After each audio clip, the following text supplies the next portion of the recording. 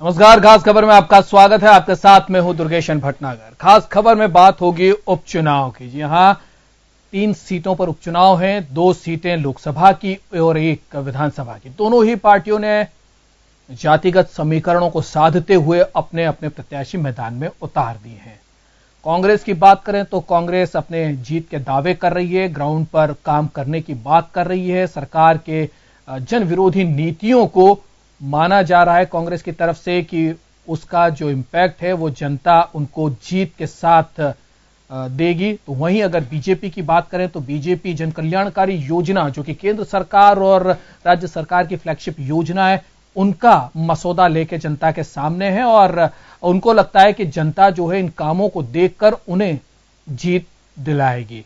दोनों तरफ से दावे और वादे जो हैं वो लगातार चल रहे हैं और तीनों सीटों के ऊपर उम्मीदवार उतार दिए गए। कांग्रेस ने पहले यहां बाजी मारी और पहले अपने प्रत्याशियों की ऐलान किया और उसके बाद बीजेपी ने अपने मैदान में प्रत्याशियों को उतारा। अब देखना यह होगा कि क्या कुछ अब आने वाले इन उपचुनाव में होगा, क्योंकि इसे सीधे तौर पर अगर विशेषज्ञों की बात को देखा जाए, उनकी राय को समझा जाए, तो सीधे तौर पर 2018 को होने वाले विधानसभा चुनाव को इसे सेमीफाइनल मान रहे हैं। तो क्या दांव पर रहेगी सचिन पायलट की इमेज? क्या वसुंधरा राजे वही जो धौलपुर में उन्होंने एक बड़े अंतर के साथ जीत हासिल की, क्या उसे वो यहां पर भी दोहरा पाएंगी?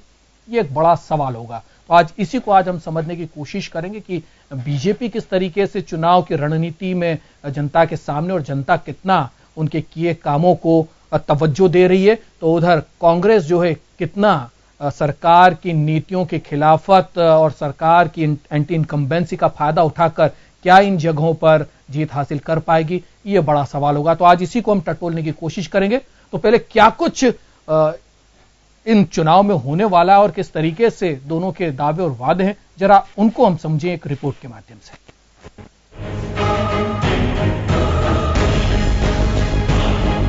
राजस्थान में 2 लोकसभा सीट और 1 विधानसभा सीट के लिए बीजेपी और कांग्रेस दोनों ही प्रत्याशियों के नामों की घोषणा कर चुके हैं। प्रत्याशियों के नामों की घोषणा दोनों ही पार्टियों ने लंबे दौर की वार्ताओं और रायशुमारी से की। कांग्रेस ने सबसे पहले अलवर लोकसभा सीट से डॉक्टर कर्ण सिंह यादव का नाम घोषित किया था। कांग्रेस की इस दावेदारी के बाद बीजेपी ने भी यादव बहुल सीट से श्रम मंत्री जसवंत यादव को प्रत्याशी बनाया। वहीं अजमेर से कांग्रेस ने जहां रघु शर्मा को मैदान में उतारा है, तो बीजेपी ने पूर्व केंद्रीय मंत्री सांवरलाल जाट के पुत्र रामस्वरूप लांबा को टिकट दिया है। अजमेर में ब्राह्मण और जाट समुदाय की अच्छी खासी तादाद है।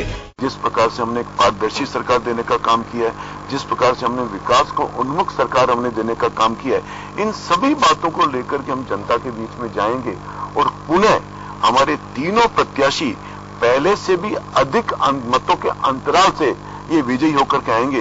भीलवाड़ा के माडलगढ़ से कांग्रेस ने जहां पिछला चुनाव हारे विवेक धाकड़ पर दांव लगाया है, तो बीजेपी ने भीलवाड़ा जिला प्रमुख शक्ति सिंह हाड़ा को टिकट दिया है। माडलगढ़ में राजपूत और धाकड़ समुदाय की जनसंख्या भी अच्छी खासी है। प्रत्याशियों के चयन के बाद नामांकन का दौर भी शुरू हो चुका है। अलवर से कर्ण सिंह यादव ने नामांकन किया। दोनों ही पार्टियां जीत का दावा कर रही हैं और आने वाले विधानसभा चुनाव के सेमीफाइनल के तौर पर इस उपचुनाव को देख रही है। मुझे पूरा विश्वास है कि इस उपचुनाव में न सिर्फ अलवर में, लेकिन माडलगढ़ में और अजमेर में तीनों जगह कांग्रेस पार्टी जीतेगी। और यहाँ तो अलवर में तो बीजेपी के पास उम्मीदवार ही नहीं था, उन्होंने अपने एक वर्तमान मंत्री को, जो विधायक मंत्री है, उनको अपना उम्मीदवार बनाया है। मतलब उनके पास टोटा था यहाँ पर। मुख्यमंत्री वसुंधरा राजे हो या पीसीसी चीफ सचिन पायलट, आला नेताओं ने भी इन तीनों सीटों पर प्रचार प्रसार में कोई कसर नहीं छोड़ी है। सीएम राजे ने लगातार दौरे किए और विभिन्न समाजों से संवाद भी कायम किया। दोनों ही पार्टियों को पता है कि इस उपचुनाव का असर आने वाले विधानसभा चुनाव पर भी पड़ेगा और यही कारण है कि प्रदेश के आला नेता जीत के लिए कोई कसर नहीं छोड़ना चाह रहे हैं। ब्यूरो रिपोर्ट, जन टीवी न्यूज।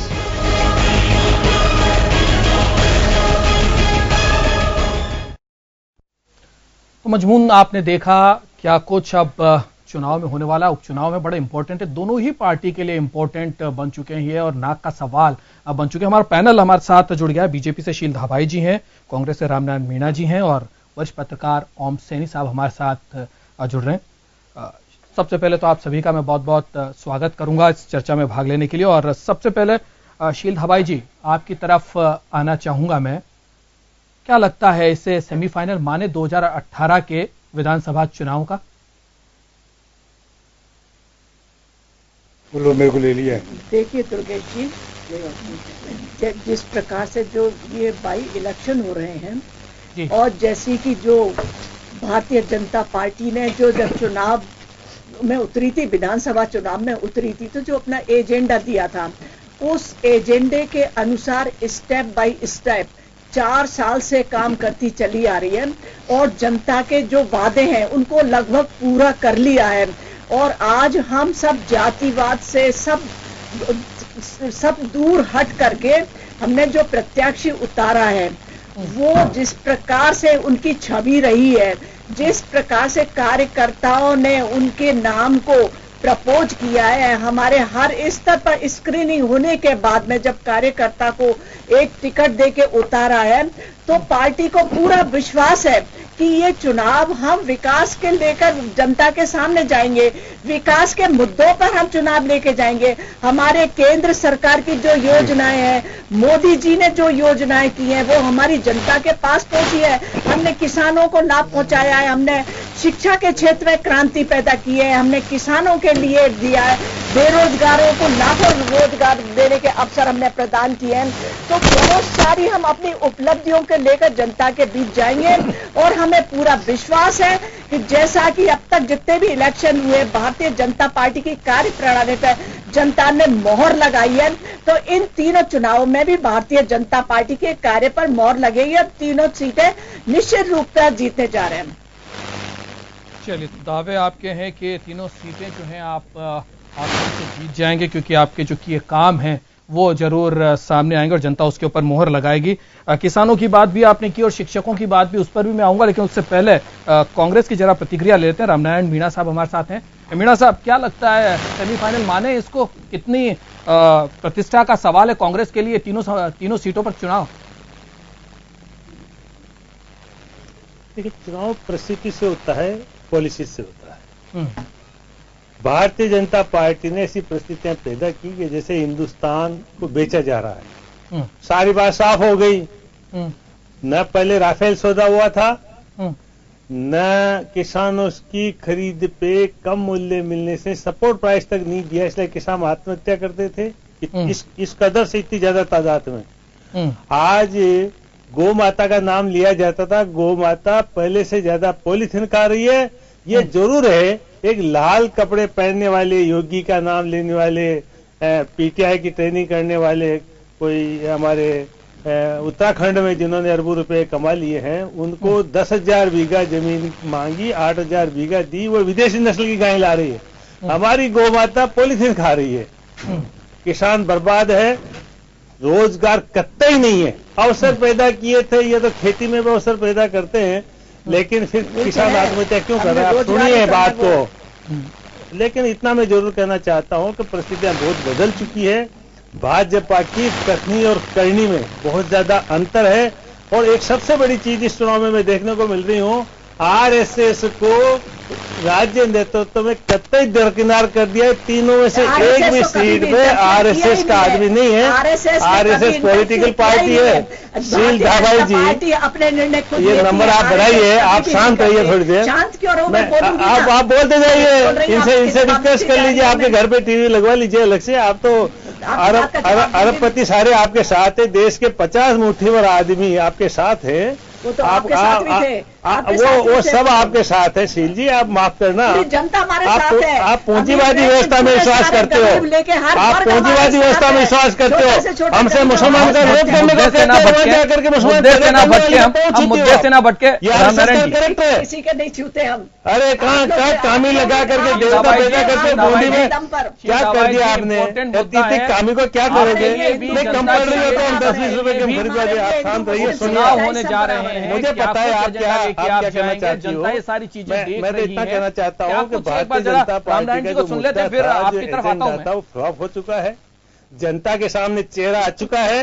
कुछ कह रहे रात को गलत काम करने वाले दिन को सफेद पोस्ट बनने हैं। ये भारतीय जनता पार्टी का करेक्ट है। ये साहब, चलिए वो क्या ओम सैनी साहब हमारे साथ हैं, जरा उनसे समझें कि दुर्गेश जी मुझे ठीक से सवाल सुनाई नहीं दिया, जरा फिर से तरीके से ये चुनाव शील जी बीच में बोल जाती है ना जी, पता नहीं कितने नंबर। सैनी साहब क्या लगता है, अगर बात अगर शील दाईबाई जी की करें तो उन्होंने कहा कि किसानों के लिए उन्होंने काम किया है, उन्होंने शिक्षकों को लाभ पहुंचाया। वो बात अलग है कि पीपीपी मोड पर हम स्कूल देने जा रहे हैं, किसानों के लाभ की बात कर रहे हैं। वो तो मोदी साहब भी कह रहे हैं कि 2022 तक वो दुगनी कर देंगे उनकी जो आय है, लेकिन स्थितियां जो है वो भी सबके सामने है। अगर हम हमारे हाड़ौती क्षेत्र को देखें तो कई किसानों ने आत्महत्या की है, उन्हें जो है वो कहीं कहीं समर्थन मूल्य के लिए लगातार आंदोलन करना पड़ रहा है, लाठियां खानी पड़ रही है, खाद के लिए उन्होंने लाइनों में लगना पड़ रहा है। ये सारी स्थितियां हैं। क्या इन्हीं सभी को हम माने कि उन्होंने बहुत अच्छा काम किया है, सरकार की जो है वो ग्राउंड पर जो योजनाएं लेके आए हैं वो वाकई ग्राउंड पर उतर पाई है? उधर अगर हम कांग्रेस की बात करें तो वो राफेल सौदे की बात कर रहे हैं कि राफेल सौदे में जिस तरीके की स्थितियां बनी है, क्या राफेल सौदे जैसी भी चीजें उपचुनाव में या इस तरीके के चुनाव में कहीं कुछ इंपैक्ट लाती है? और फिर दूसरी तरफ रामनारायण जी कह रहे हैं कि आत्महत्या की है किसानों ने, उनको लेकर वो विपक्ष के तौर पर सबके सामने जाएंगे।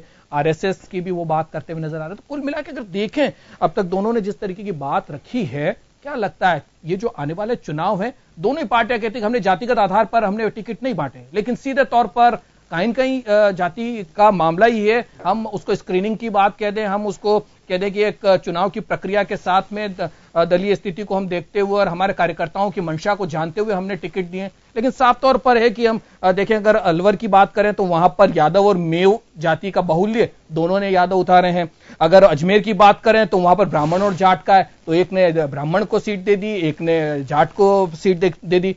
तो अगर मांडलगढ़ विधानसभा की बात करें तो राजपूत और धाकड़ समाज की काफी वहां पर बहुलता है, एक ने धाकड़ को दे दिया, एक ने राजपूत को उतार दिया। तो कहीं कहीं छवि की बात जरूर की जाती है, मंचों से उसको उठाया जाता है, लेकिन कहीं कहीं इन सारी चीजों के बीच जातिगत समीकरण जरूर साधे जाते हैं। आप बिल्कुल ठीक कह रहे हैं दुर्गेश, सचमुच में डेवलपमेंट के जिस मॉडल को लेकर के, और हमें अपेक्षा थी कि राज्य सरकार अपने डेवलपमेंट के मॉडल की बात करेगी, कांग्रेस उस डेवलपमेंट के मॉडल के फेलियर की बात करेगी, साथ साथ में जिस तरीके से महंगाई और बेरोजगारी बढ़ रही है उसकी बात करेगी। उन सब की चर्चा नहीं हो रही। चर्चा सिर्फ वो हो रही है जो वास्तव में जिससे इनकार कर रहे हैं। कुल मिलाकर के जातिवादी चीजों को ही आधार बना करके और प्रत्याशी तय किए हैं। लांबा जी को जो टिकट दिया, पता है कि जिस तरीके से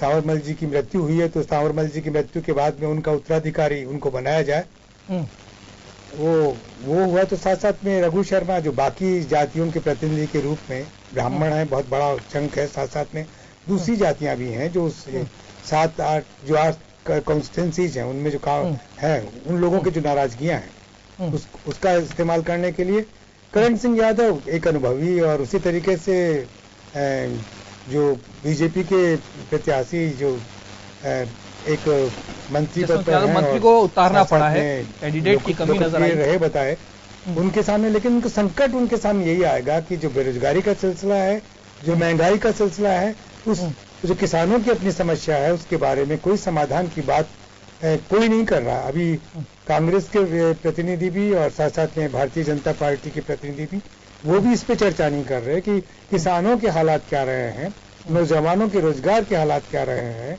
विकास के डेवलपमेंट में उनके लिए सब जगह बनी या नहीं बनी, वो सब चर्चा का सिलसिला नहीं है। टोटल मिलाकर के मुझे लगता यह है कि राजस्थान में भारतीय जनता पार्टी का नेतृत्व चाहता है कि तीनों सीटों पर वो विजय हासिल कर लें और साथ साथ में आला कमान के साथ में उनके संबंध जो है मधुर बने रहें, इस कोशिश में है। लेकिन दूसरी ओर कांग्रेस चाहती है कि उनके जो प्रांतीय अध्यक्ष हैं वो भी अपना इसमें किरदार निभा रहे हैं कि उनके बारे में जो कहा जाता है कि वो संगठन के स्तर पे उतना लोकप्रिय नहीं है जितना पिछले वक्त में लोग रहे हैं। वो स्थापित करना चाहते हैं कि मैं उतना लोकप्रिय हूं, मैंने तीनों लोकसभा और विधानसभा के क्षेत्र में काम किया है और वो रेस्पॉन्स अगर उनके मुताबिक आता है तो वो निश्चित रूप से स्थापित करेंगे कि मेरी जो गणित है वो ठीक से काम कर रही है। लेकिन हकीकत यह है कि जातिवाद के आधार पर ही तीनों प्रत्याशी तय हुए हैं और उस इतिहास को ही आधार बना करके टिकट दिए गए हैं। अब ऐसी स्थिति में मुझे लगता है कि जो सबसे महत्वपूर्ण बात है वो कि किसानों की नाराजगी, नौजवानों की बेरोजगारी की नाराजगी, वो इन चुनाव परिणामों को प्रभावित करेगी। बाकी जो बातें राष्ट्रीय स्तर पर होती रही है, जो एलिगेशंस लग रहे हैं भारतीय जनता पार्टी के राष्ट्रीय नेतृत्व पर, उन सब की चर्चा मेरा ख्याल है कि यहाँ पर कोई प्रभाव नहीं डालेगी। जातियों के कॉम्बिनेशंस कैसे बने हैं, जिस जाति को टिकट दे दिया गया उसके साथ में दूसरी सहयोगी जातियां कौन सी बन रही हैं, ये देखने की बात है। जैसे मेवाड़ के अंदर जहां विधानसभा का चुनाव है, उसमें एक तरफ अगर राजपूत जाति का प्रतिनिधि है तो दूसरे कांग्रेस की ओर से धाकड़ जाति का प्रतिनिधि है, तो धाकड़ जाति के साथ में शेष जातियां लगेंगी या नहीं लगेंगी, तो उनमें काम करेगा ये कि बेरोजगारी कितनी है और किसान कितने नाराज हैं और सरकार से कितने असंतुष्ट हैं लोग। उसी तरीके से अगर राजपूत जाति के साथ में लोग लगते हैं तो सरकार के साथ में संतुष्ट कौन सी जातियां हैं, क्योंकि हमारी मुख्यमंत्री और भारतीय जनता पार्टी का नेतृत्व 36 जातियों की बात करते रहे, तो जातियां बड़ी महत्वाकांक्षी हो गई।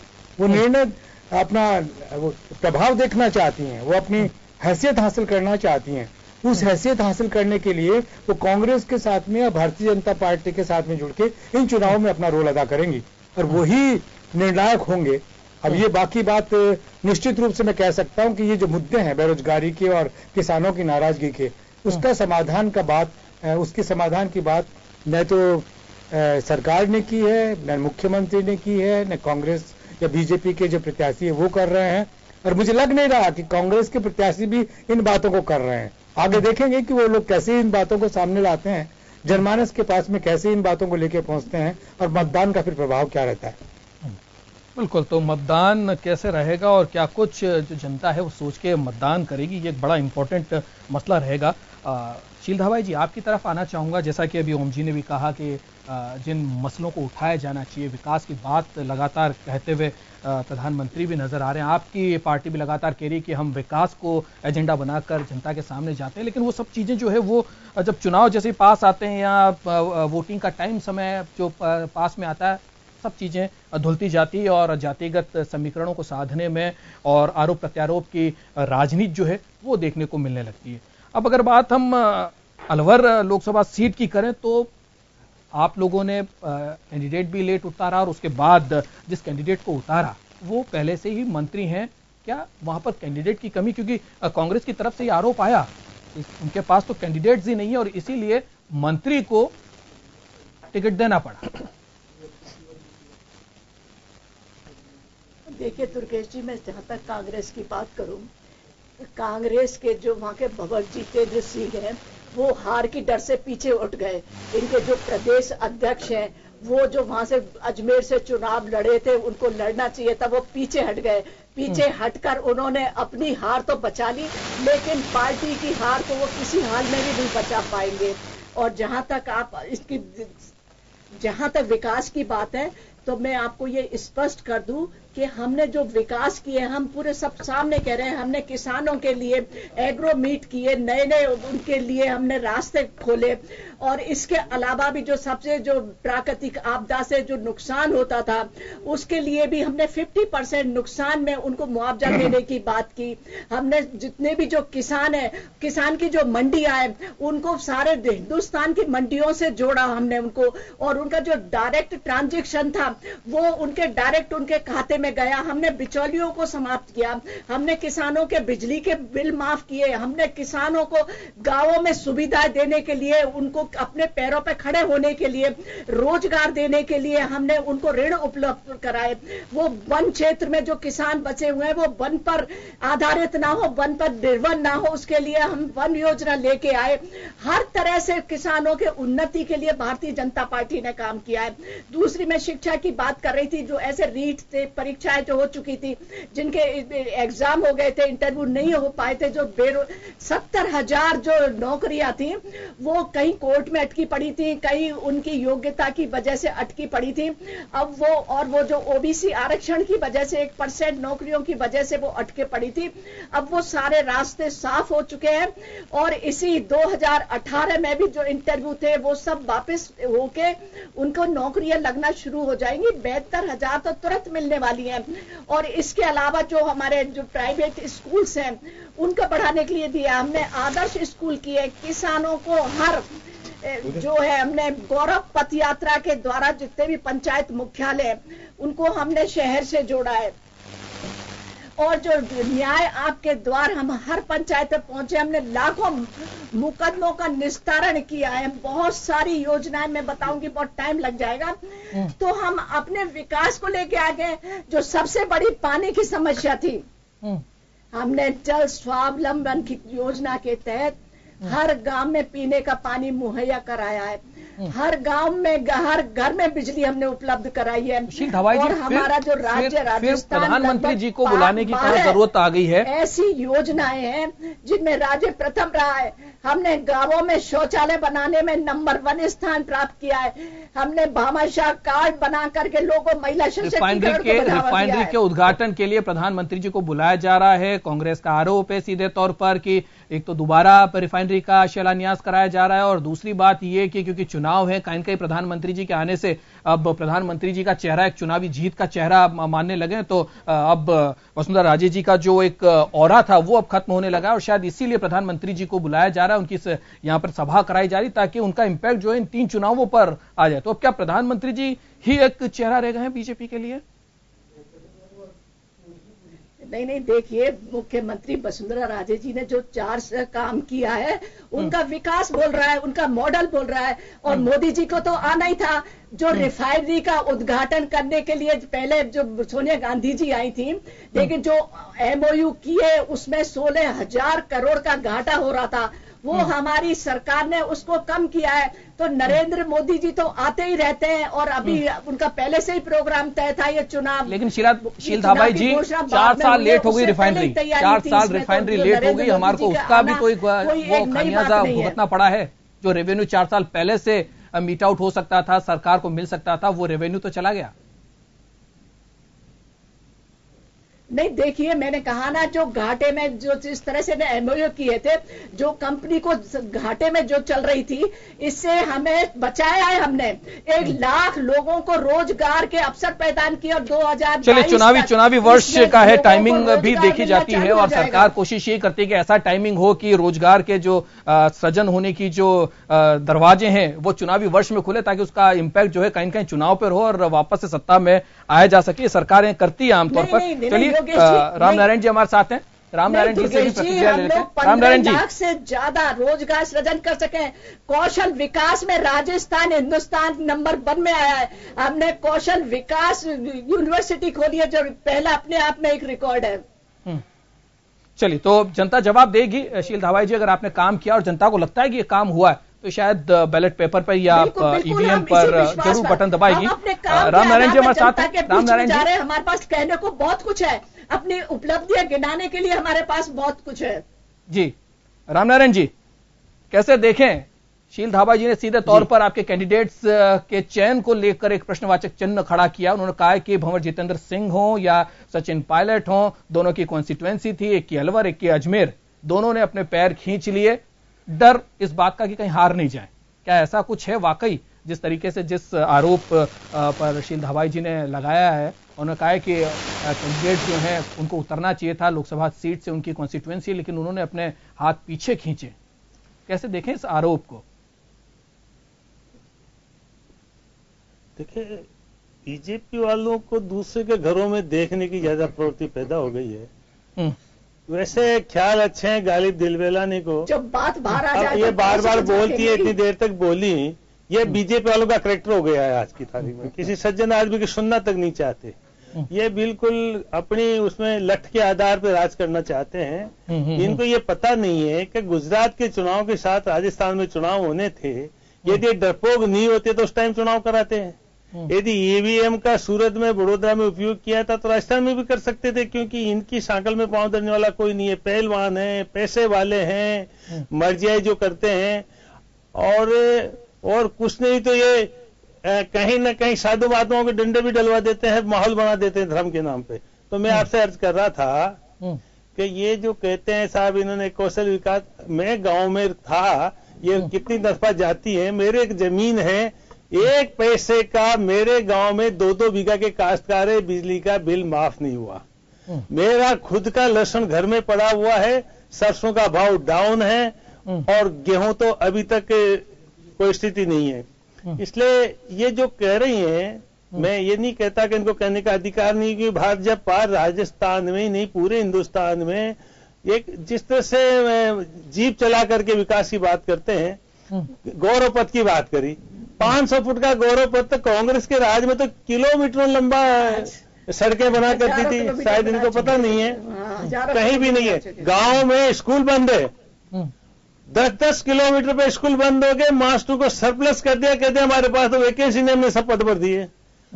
और उनको इनके जो वो डंडा चलाने वाले मास्टर है, उनको मर्जी आई जहां अच्छी जगह पे पोस्ट कर रहे हैं। इसलिए भगवान कृपा करे कि देश में ग्रामीण जनता जिस तरह से त्रसित है, डिजिटल इंडिया की बात करते हैं, वहां पढ़ाई नहीं हो रही है, ये साक्षरता की बात करते हैं, वहां निरक्षरता बढ़ रही है गांव में।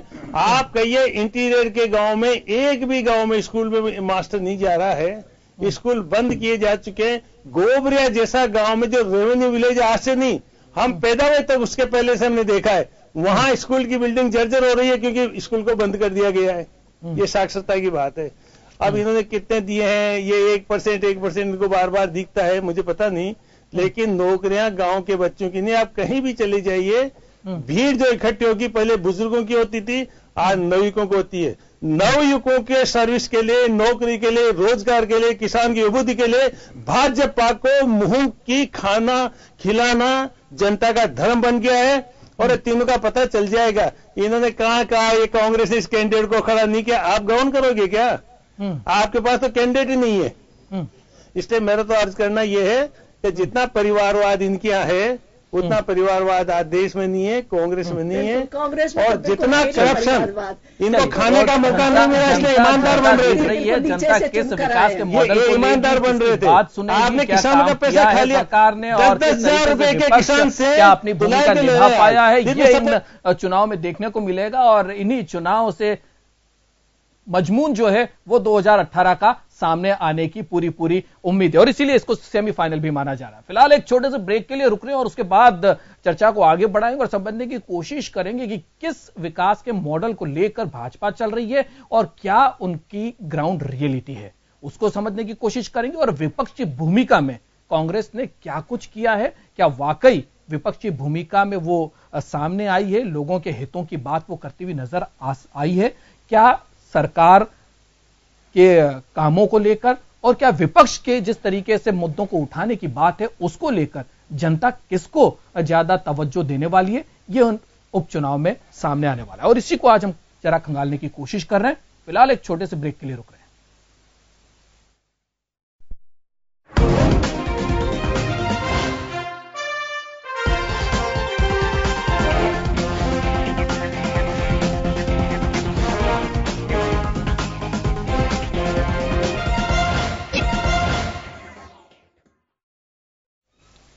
ब्रेक के बाद खास खबर में आपका एक बार फिर स्वागत है। हम बात कर रहे हैं उपचुनाव की। राजस्थान में 3 सीटों पर उपचुनाव होने, 2 लोकसभा की सीटें हैं, अलवर और अजमेर, और एक भिलवाड़ा का मांडलगढ़ का विधानसभा का क्षेत्र है जहां पर उपचुनाव हो रहे हैं। और दोनों ही पार्टियां हर मंच से कहती आ रही हैं कि उन्होंने जातिगत आधार पर नहीं, विकास के मॉडल को लेकर और जो कार्यकर्ताओं की जो मंशा को जांचते हुए प्रत्याशियों का चयन किया है, प्रत्याशियों को मैदान में उतारा। लेकिन जहां भी देखें, अगर विशेषज्ञों को समझें, सुने उनकी बात को, तो सीधे तौर पर जातिगत आधार पर ही सारे समीकरणों को साधा गया, जातिगत आधार पर ही कैंडिडेट्स को टिकट दिए। आरोप प्रत्यारोप की एक तरफ राजनीति जो है वो चल रही है, दूसरी तरफ दावे भी किए जा रहे हैं कि कांग्रेस की तरफ से कि वो 3 सीटें जीतेगी, बीजेपी की तरफ से जीत के साथ साथ इस बात का भी दावा किया जा रहा है कि जो मार्जिन होगा, जीत का जो मार्जिन होगा वो बहुत बड़ा होगा। जितना धौलपुर में देखने को मिला उससे भी बड़े मार्जिन के साथ जो है वो बीजेपी के कैंडिडेट्स जीतेंगे क्योंकि उन्होंने काम किया। लेकिन उसके बावजूद भी मुख्यमंत्री को हर जगह पर जाकर प्रचार प्रसार करना पड़ रहा है, कमान संभालनी पड़ रही है, प्रधानमंत्री का दौरा यहां पर कराया जा रहा है, ये सारी चीजें, इसी मजमून को आज जरा हम समझने की कोशिश कर रहे हैं कि आखिर जनता को किस तरीके प्रलोभन देकर अपनी ओर खींचने की कोशिशों में राजनीतिक दल है। हमारे साथ बीजेपी से शील धाबाई जी हैं, कांग्रेस से रामनारायण मीणा साहब है और वरिष्ठ पत्रकार ओम सैनी साहब हैं। सैनी साहब, आपकी तरफ आना चाहूंगा। ब्रेक से पहले जब हमने दोनों को सुना और दोनों के अपने अपने बातें हैं, अपनी अपनी प्रतिक्रियाएं हैं और इस पूरे उपचुनाव को लेकर जिस तरीके की कवायद चल रही है, दावे दोनों तरफ से हैं। कांग्रेस का कहना है कि जो काम करने की बातें की जा रही है वो बिल्कुल वैसी नहीं है, ग्राउंड रियलिटी उसकी बिल्कुल अलग है। वहीं अगर बीजेपी की कहें तो वो कहें कि उन्होंने फ्लैगशिप योजना की बातें करी है जो केंद्र सरकार चला रही है, जो राज्य सरकार चला रही है, ग्राउंड पर उसका काम होता वो बता रहे हैं कि ग्राउंड पर वो काम हुआ है। अगर जनता जो है वो इन्हीं सभी चीजों को परखने की कोशिश करती है, क्या लगता है क्या वाकई इन सारी चीजों का इतना इंपैक्ट होगा इन चुनावों पर? दोनों पार्टियों को क्या जिस तरीके से काम करने की और काम ना करने की बातें कही जा रही है उनको परखेगी जनता, या वाकई जातिगत आधार पर ही चुनाव का बटन दबाएगी जनता? क्या लगता है किस तरीके से? क्योंकि जब तक हम जब से देख रहे हैं जातिगत आधार पर ही चुनाव लड़े जा रहे हैं और विकास का मॉडल गौण हो जाता है कहीं न कहीं। देखिए, कुल मिलाकर के विकास के मॉडल पे तो चर्चा होगी या नहीं होगी, लेकिन ये तय है कि जिस तरीके से जातियों के उम्मीदवार तय किए गए हैं उनके साथ में विजयी वही होगा जो बाकी जातियों का सपोर्ट हासिल करेगा। पहला समीकरण का तो ये सबसे बड़ा बुनियादी वो सिलसिला है और उसमें निश्चित रूप से वो सवाल खड़े होंगे जिनकी वजह से सामान्य लोगों में नाराजगी है, खासतौर से किसानों के बीच में नाराजगी, नौजवानों के बीच में नाराजगी। उसका समाधान कहीं दिखता हुआ नजर नहीं आ रहा है। ऐसी स्थिति में मुझे लगता है प्रतिपक्ष यहाँ पर बड़ा मजबूत है और उसको उस तरीके से आहत नहीं किया जा सकता जैसा धौलपुर में आहत किया था। प्रतिपक्ष की स्थिति मुझे इस वक्त वैसी लग रही है जब कांग्रेस ने प्रारंभ में जो बाई इलेक्शन लड़े थे उसमें विजय हासिल की थी। दूसरी बात मैं कहना चाहता हूं कि जिस तरीके से रिफाइनरी का मामला सामने आया है, ये शायद तीनों जगह काफी चर्चा होगा और इसका मेरा ख्याल है कि चूंकि प्रधानमंत्री स्वयं उसका उद्घाटन करने के लिए आ रहे हैं तो इसलिए इस पर चर्चा होगी निश्चित रूप से और कहा जाएगा कि जिस पत्थर को एक बार सोनिया गांधी लगा चुकी हैं, जिसकी योजना एक बार सोनिया गांधी के जमाने में तत्कालीन चीफ मिनिस्टर ने स्थापित किया है, और साथ साथ में सवाल उठेंगे कि जो एक सरकारी कंपनियां हैं, जो हमारे पब्लिक सेक्टर की कंपनियां, उनके साथ में कोई तालमेल बिठाने पर किस तरह की बार्गेन का सिलसिला हो सकता है मुझे समझ में नहीं आता। लाभ चाहे केंद्र में जाए, लाभ चाहे राज्य में आए, ऐसी स्थिति में जो 4 साल का डिले हुआ है और जिससे 1 लाख लोगों को रोजगार देने का सिलसिला जोर पड़ा है, ये बात मेरा ख्याल है कि तीनों जगह चुनावों में सामने आएगा। और साथ साथ में जो प्रधानमंत्री आके इसका उद्घाटन करने की जो वो कर रहे हैं, इसको लेकर शायद काफी आलोचना होगी और रोष कुछ शक्ल भी ले सकता है जो मतदान में प्रकट हो। साथ साथ में भारतीय जनता पार्टी के जितने प्रोग्राम हैं वो अगर तुलना करें जो पिछले वक्त घोषणा पत्र में सामने आए थे, कांग्रेस के घोषणा पत्र में और भारतीय जनता पार्टी के घोषणा पत्र में, तो उसमें लगता यह है कि जो कांग्रेस के फ्लैगशिप के जो कार्यक्रम थे उनको भारतीय जनता पार्टी ने अपने विकास के कार्यक्रम में शामिल किया और उनको अपने कवर बदल करके और उसको स्थापित करने की चेष्टा की है। और उसका नतीजा ये होगा कि जब नाराजगी में चीजें देखी जाती हैं तो कवर को फाड़ करके और असलियत देखने का सिलसिला होता है और वो बड़ा मुश्किल होगा। यही वजह है, मुझे लगता यह है कि जो मुख्यमंत्री जो जिनका अपना प्रभाव मंडल है, प्रभाव भी है और जिनके बारे में उनके विजन के लोग सम्मान भी करते हैं और उनके लगाव भी रखते हैं, वो निश्चित रूप से तीनों जगह घूम रही हैं और वो अब इस बार आश्रित नहीं है किसी और नेता के ऊपर, स्वयं ही सब कुछ देखना चाहती हैं और फिर भी कमजोरी महसूस कर रही है, तो इसलिए प्रधानमंत्री को यहां पर आमंत्रित कर रही हैं। तो मुझे लगता यह है कि राजस्थान की जनता इन तीनों चुनावों में एक बात तो स्थापित करेगी कि वो कितना सोच रही है, कितना ठीक से समझ रही है और अपनी महंगाई और बेरोजगारी और किसानों की जो तकलीफ है उसको लेकर के जो प्रदर्शन हुए हैं वो उन प्रदर्शनों को लेकर के कितना लाभान्वित हो गए, क्योंकि कांग्रेस ने भी कोई किसानों के लिए विशेष काम नहीं किया है। बिल्कुल काम किया किसानों ने स्वयं ही एक अपना अलग से मोर्चा बनाकर राष्ट्रव्यापी, और राजस्थान में उसका जो जबरदस्त प्रदर्शन उन्होंने किया है उसका नतीजा है कि नाराजगी के स्वर में उनको प्रतिपक्ष में बैठने का लाभ मिल सकता है। बाकी ऐसा नहीं कह सकते कि कांग्रेस ने पीजेंट्री का एक मूवमेंट ऑर्गेनाइज किया और उसके वो किया। कांग्रेस से भी नौजवानों का प्रतिक्रिया ऐसा कोई जबरदस्त प्रोग्राम नहीं किया, ऐसा जबरदस्त कार्यक्रम नहीं किया जिससे लगे कि रोजगार के लिए उनके लिए काम किया जा रहा है। जैसे आज कल ही जो बाड़मेर में जो हुआ है और जिसमें तीसरे मोर्चे की घोषणा का सिलसिला कहा जा रहा है, मुझे लगता नहीं है तीसरे मोर्चे का सिलसिला, क्योंकि उन्हें मालूम है कि जिन लोगों के हाथ में तीसरे मोर्चे का नेतृत्व वाली बात की जाती है वो 200 सीटों पे कामयाब नहीं हो सकते। वो निश्चित रूप से एक बड़ी पार्टी और राष्ट्रीय और प्रांतीय पार्टी होने की वजह से जो प्रतिपक्ष में बैठी है उसको इसका लाभ मिल सकता है। तो ऐसी स्थिति में मुझे लगता है कि एक तरीके से मुकाबला हो रहा है राजस्थान के मुख्यमंत्री और उनकी जो विकास की योजनाएं हैं, विकास की जो बातें हैं उनका, और साथ साथ में प्रतिपक्ष में जो नाराजगियां हैं, जो जनता में नाराजगियां हैं, उनके घनीभूत होने के बाद में मतदान किस तरीके से प्रभावित होगा, मुझे लगता है कि उसका मुकाबला है। जो धौलपुर में देखने को नहीं मिला वो इस चुनाव में देखने को मिलेगा, और वो मिलेगा उसी तरीके से जिस तरीके से प्रारंभ में जो 4-5 चुनाव हुए थे और उसके अंदर जो नतीजे आए थे, अगर मुख्यमंत्री कारगर नहीं रही तो इसीलिए हम लगातार कह रहे हैं कि ये सेमीफाइनल है और इसीलिए दोनों पार्टियों के लिए बहुत प्रतिष्ठा का सवाल बन चुके हैं, नेतृत्व के लिए बहुत प्रतिष्ठा का सवाल बन चुके हैं, क्योंकि इस चुनाव में जीत और हार तय करेगी कांग्रेस के नेतृत्व को भी। सचिन पायलट किस तरीके से उनकी भूमिका में रहेंगे आगे आगामी विधानसभा के चुनाव में, तो वहीं वसुंधरा राजे जी के साथ भी उनकी प्रतिष्ठा जो है इस चुनाव के साथ जुड़ी हुई है, और उनके नेतृत्व को लेकर भी लगातार जो प्रश्नवाचक चिन्ह लगातार खड़े होते रहे हैं, उनके ऊपर भी कहीं न कहीं ये चुनाव बड़े इंपॉर्टेंट रहेंगे।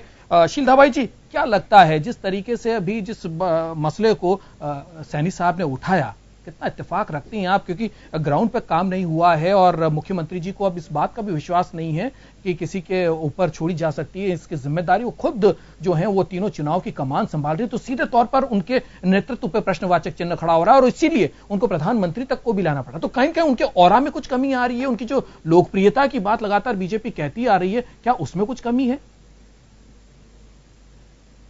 नहीं, बिल्कुल नहीं। मुख्यमंत्री वसुंधरा राजे जी की लोकप्रियता तो दिनों दिन बढ़ती जा रही है।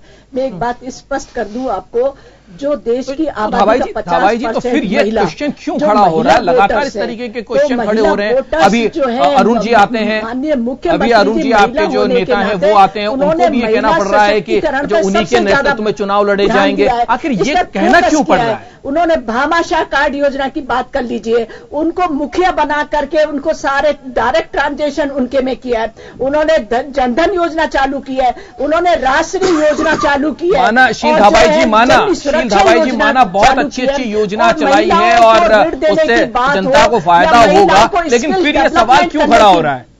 धाबाई जी, ये सवाल क्यों खड़ा हो रहा है? अरुण जी आते हैं आपके केंद्र से, नेता आते हैं, उनको ये कहना पड़ता है कि अगला चुनाव हमको वसुंधरा जी के नेतृत्व में ही हम लड़ेंगे, इस तरीके की बातें क्यों आ रही है? वो कहना क्यों पड़ रहा है? आखिर क्या उनके नेतृत्व को लेकर कहीं कोई संशय, कोई प्रश्नवाचक चिन्ह है? देखिए, ये विपक्ष जो है ना हताशा भरे, इनके पास बोलने को कुछ है नहीं, तो इनकी हताशा है। पहले तो कहते हैं ईवीएम में गड़बड़ी, जब गुजरात की बात हुई थी तो ये कह रहे थे कि ईवीएम में गड़बड़ी है, जब उनकी सीट आ गई तो उनके पास कोई जवाब नहीं था। अभी ये मीना साहब भी अभी से कह रहे थे कि धनबल की बात करने लगे, इनको तो अभी से स्वीकार कर चुके हैं कि हमारी जिस तरह से स्थिति है, जनता का हमें कोई समर्थन नहीं मिल रहा, तो इन तीनों चुनावों में हमारी हार निश्चित है। तो इसलिए पहले से बहाने ढूंढना इन्होंने शुरू कर दिए। तो आज चाहे कोई भी वर्ग आप ले लीजिए, महिला वर्ग ले लीजिए, श्रमिक ले लीजिए, किसान ले लीजिए, बेरोजगार की आप बात कर रहे हैं। मैं फिर बता रही हूं आपको, 15 लाख से ज्यादा लोगों को हमने रोजगार के अवसर प्रदान किए और आगे भी अभी आने वाले समय में उनकी नौकरियों के रास्ते आने वाले हैं। और आप देखेंगे कि जैसा इन्होंने, कांग्रेस ने मुद्दा भी उठाया था, जीएसटी की बात की थी, नोटबंदी की बात की थी, महंगाई की बात की थी, लेकिन आप देख लीजिए अभी गुजरात में जो चुनाव हुआ था, इन सब मुद्दों को वहां की जनता ने नकार दिया। जो जीएसटी जो डायरेक्ट इफेक्ट करने वाले थे, वहां पर भारतीय जनता पार्टी भारी मतों से जीती थी। तो ये मुद्दे भी इनके चलने वाले नहीं है। चलिए इस पे भी चर्चा करेंगे। धाबाई जी, जो है 115 से आप 99 सीटों पे आ गए, मॉडल है जो हमने गुजरात में 115 से आपको 99 पे आना पड़ा और हालात जो है वो कहीं चुनाव में वापस से जीत के साथ सरकार बनाने को लेकर परेशानियों का सामना तो करना पड़ा और दक्षिण गुजरात में प्रधानमंत्री को भी जमकर रैलियां करनी पड़ी। खैर ये बात अलग है, गुजरात में जो चीज जैसा भी चुनाव हुआ, लेकिन हम बात यहाँ के उपचुनाव की कर रहे हैं। रामनारायण जी, जिस तरीके से शील धाबाई जी कह रही हैं कि उन्होंने ग्राउंड पर काम किया है, मुख्यमंत्री की लोकप्रियता बरकरार है, आपके लोग पहले से ही हार मान रहे हैं, इसीलिए आपने जो आपके जो बड़े नेता हैं उन्होंने अपने जो पैर हैं वो पीछे खींच लिए, वो कैंडिडेट नहीं बने, तो कहीं न कहीं ये हार है, इस वजह से इस तरीके की बातें जो हैं वो कांग्रेस की तरफ से की जा रही है। कितना इत्तेफाक रखते हैं इनसे आप? देखिए, ये राजस्थान में 4 उपचुनाव हुए हैं, पहले 3 हुए हैं, बाद में 1 हुआ है। उसमें भी कांग्रेस का पलड़ा भारी रहा है। ठीक है, धौलपुर की स्थिति अलग है। आचार संहिता लगने के बाद राजस्थान की मुख्यमंत्री धौलपुर में रहे, इलेक्शन कमीशन के ऑर्डर की पालना नहीं करे, ये सत्ता का दुरुपयोग है, सदुपयोग है, ये सीली जानती है। लेकिन मैं तो ये जानता हूं, देखिए, ये कहते हैं कि साहब हमने नौकरियों के अवसर पैदा किए, कितनी नौकरियां दी आप बता दीजिए। कांग्रेस के समय में किसान सपोर्ट प्राइस की बात करते थे, उनका पूरा माल तुलता था, वो आज नहीं तुला है। रिफाइनरी का सवाल है, कहते हैं साहब ने राजस्थान का भला किया, वो कौन सी है आपको पता है? हिंदुस्तान पेट्रोलियम होगी, जो कॉर्पोरेशन है ये तो भारत सरकार के हैं। भारत सरकार का मतलब हमारे हैं, राजस्थान सरकार हमारी है। हम इसको ये आप स्टेट को और सेंटर की मैं समझ नहीं पाया। एक बात तो ये साफ है। दूसरी बात, आप किस पॉइंट पे आप कह रही हो, कुछ जातवाद की बात करते हो, जाति के आधार पर आपने टिकट दे। मांडरगढ़ में आप टिकट देते आदिवासियों के, वहां भीलों के और मीणों के ज्यादा वोट है, आप जातवाद की बात करो तो। लेकिन चूंकि आपने तो आपका कास्ट के आधार पर सोचना था, जो प्रबल हो। आप बात को सुनिए, देंगे ना, आप बात को सुनिए, उसको सुनिए आप तो जो स्थितियां बनी हुई राजस्थान की, एक भी जगह न कोई हॉस्पिटल्स में कितने बच्चे मारे गए हैं, महिलाओं की बात करते, जितना बलात्कार महिलाओं के आज की तारीख में हो रहा है, जितनी चोरियां हो रही है, डकैता हो रही है, मर्डर हो रहा है। मैं आनंद पाल की तो बात क्या करूंगा, वो तो साफ है कि उसका एनकाउंटर हुआ है कि मर्डर हुआ है, लेकिन चूंकि एक मुलजिम था उसके बारे में हम नहीं करना चाहते। कहां किस जात को किसने बख्शा है? दूसरा बात, आपकी पार्टी के विधायक, जितनी करप्ट सरकार है उतनी कभी नहीं थी, ये वो बोल रहे हैं, बीजेपी के मेंबर बोल रहे हैं, आप भी जानती है। कौन बोल रहा है? बीजेपी घनश्याम जी बोल रहे हैं, बीजेपी के वरिष्ठ लीडर है, वो संस्थापक हैं भारतीय जनता पार्टी के, दस्तखत है उनके। उनके दस्तखत है। उन्होंने कभी नहीं कहा कि भ्रष्टाचार के आरोप नहीं लगाए। मुझे आज तक किसी मंत्री, बिल्कुल, आप बात तो सुनिए, आप डायलूट मत करिए। जितना corruption charges Bharatiya Janata party के भीतर लग रहे हैं, 13 नंबर बंगले को लेकर लगातार आरोप लगाते रहे हैं घनश्याम जी। उसके बाद करप्शन के खिलाफ बोलते हो, मंत्री का पीएस पैसा लेता है, पकड़ा जाए, एसीडी में केस रजिस्टर, उसको रफा दफा कर दो। तो जो कुछ हो रहा है, इतना भ्रष्टाचार कभी हमने राजस्थान की 52 से हम सरकार देख रहे हैं, हमने कभी नहीं देखा। आपकी देखा, इसलिए मेरा तो अर्ज करना ये है, आप कृपा करिए और आरोप लगाइए। आज कांग्रेस के खिलाफ एक आरोप करप्शन का नहीं है, एक आरोप साबित हुआ। हमारे मुख्यमंत्री, लेकिन रामनारायण जी हमारे मुख्यमंत्री को क्या किया? जमीनें आपके शिक्षा मंत्री ले लो, उच्च शिक्षा मंत्री ले लो, आपके चिकित्सा मंत्री ले लो, रामनारायण जी ले लो, विपक्ष की भूमिका क्या आपको लगता है? यूडीएच के कामों में आपको लगता है? आपका जेडीए देख लो, इतने भ्रष्टाचारी होंगे ये जनता ने नहीं सोचा था। जनता जान चुकी है, विपक्ष की भूमिका में जो है वो जनता के शिक्षा निजी अरे गरीब के कंट्रोल शिक्षा निजी आते दे रहे हो। आपके तो मंत्री अभी तक चल रहे हैं, आप बोलिए, आपके बोलने से वोट आएंगे क्या? यूडीएच के मिनिस्टर, वो देखिए आपके बोलने से वोट आएंगे क्या? ऑफिसर जो भ्रष्टाचार के आरोप में, आपके शांति धारीवाल जी, शांति धारीवाल आपने हाथ जोड़े उसके तो केस उतरा हो गया, वो पता ही नहीं है। शांति धारीवाल औकात ही नहीं है बीजेपी की।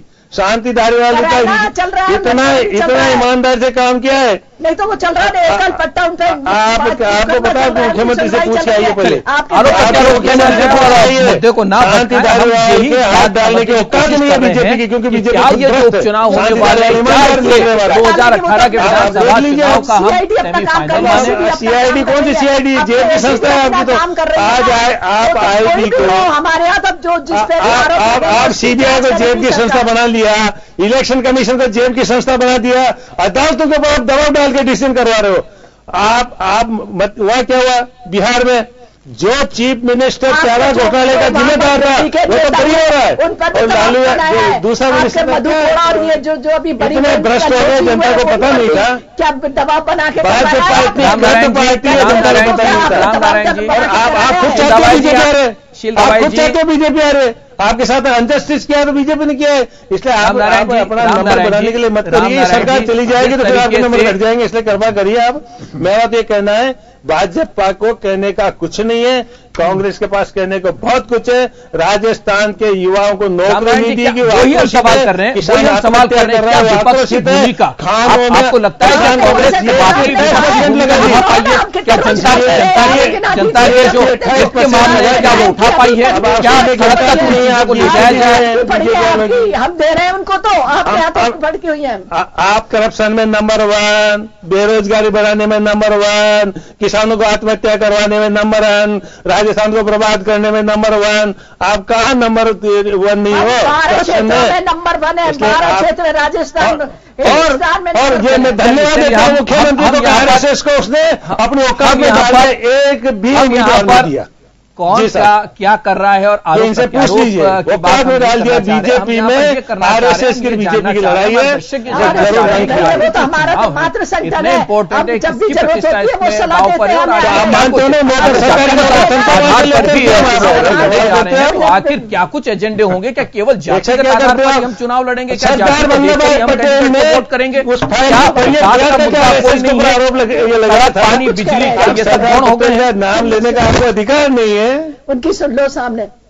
चलिए, तो हम यही समझने की कोशिश कर रहे हैं। आरोप प्रत्यारोप के बीच में बोल जाती है, आरोप प्रत्यारोप के लिए राजनीतिक मंच काफी है, लेकिन बीच में बोल जाती है, वसुंधरा का नंबर बनाना चाहती है, सरकार तो जा रही है। जोड़ते हुए जनता के सामने रखें। आप अमित शाह से पूछ लीजिए क्या होने वाला है। चीजों को देखकर अपना मन बनाए, क्योंकि ये सारी चीजें कहीं न कहीं आने वाले इन चुनाव से जुड़ी हुई है। आरोप प्रत्यारोप की राजनीति एक अलग अलग तरीके की बात है, लेकिन कहीं न कहीं जिन मुद्दों को लेकर जनता के सामने जाना चाहिए राजनीतिक दलों को, सड़क, पानी, बिजली, स्वास्थ्य, शिक्षा, क्या वो सब कुछ गौण हो गए? हम केवल जातिवाद के इर्द गिर्द और आरोप प्रत्यारोप की राजनीति के इर्द गिर्द ही घूमने लगेंगे?